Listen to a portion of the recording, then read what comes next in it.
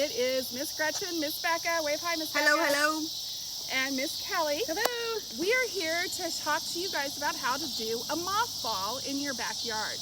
It's a really cool way to learn about what little critters live around you at night and you can see them up close and personal and not get, hopefully, too bitten up. So to start off with, I'm just going to give you a couple things that you definitely need. So I'm assuming you've signed up for the bag from us.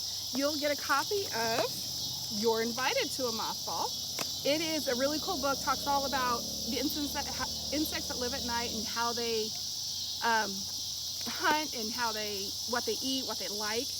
You're going to need a light source. This one is a portable one. It's very powerful. Definitely do not want to get an LED light. Bugs are not attracted to it, so it won't do you any good. I did not know that. I learned all kinds of things. Yeah. You'll need some kind of a cording, rope, anything you can use to hang up your sheet. You're going to need a white sheet. This is important because you want something that reflects the light really well. A pair of scissors, obviously, so you can cut your rope. And then you're going to make some bug food. In our book, there's a recipe. This is it's all natural. It is just mushed up bananas and brown sugar. There's different things you can look up. You can look up online. You can look for a moth brew. And that's another thing that you can use to attract insects. And you'll need something to use to paint your bug food with onto your sheet, onto some posts, whatever part, anything that you want to actually observe your bugs in. So Miss Kelly is going to talk to us about, and I forgot, the most important thing, bug spray for yourself and all your humans. Because we want to observe them, we do not want to be eaten by them. And then Miss Kelly is going to go ahead and talk a little bit about how bugs are attracted to light and why they are attracted to light, or why scientists think they're attracted to light. So it's actually kind of a mystery. If you've ever wondered why bugs are attracted to light, there's a couple of hypotheses that people believe, but nobody's actually sure because, of course, they can't really ask the bugs what they think. So one of the things has to do with a scientific idea called phototaxis. What that means is there are some bugs that are attracted to light, like mosquitoes, but there are other bugs, like cockroaches, who are not attracted to light. So they're negatively phototactic, and the other ones are positively phototactic. And so you'll notice that moths and flies and other things really are attracted to the light, but others aren't. And they think it's because the bugs see it as a guide. They think it might be like the sun or the moon, and so it's showing them the way. However, then they get confused because it's not something that's directional, and so they kind of fly around in circles, and so they get confused with the artificial light. Another thing is that they think that the scientists might mistake artificial lights for flowers. Scientists know that flowers reflect ultraviolet light, and since artificial lights also have ultraviolet light, they may think that the light is a flower and a source of food for them. So that's just a little bit about why bugs like light, or why they don't. And we're going to show you guys how to set up your moth ball and get going. And then we'll be back in a little bit when it's all dark and we have everything set up so you guys can get an idea of what kind of critters we'll see around McConnell. Here you can see we've tied up our string and hung up our white sheet over our string in between these two posts. Now we're going to get ready to start painting the lovely food on the sheet. It looks gross, but the bugs love it. Yeah. It looks gross, but the bugs love it. Yeah. And then if you're doing this by a fence or something like that, you can always just paint it on the fences. And if you want to make this really attractive to bugs, let it ferment for a few days. Like get it like good and rotten. Yeah. The bugs will love it.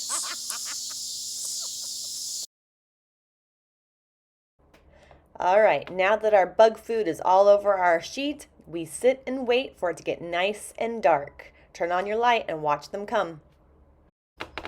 This requires some patience. We noticed that even after it got dark, it still took a little time for the bugs to show up.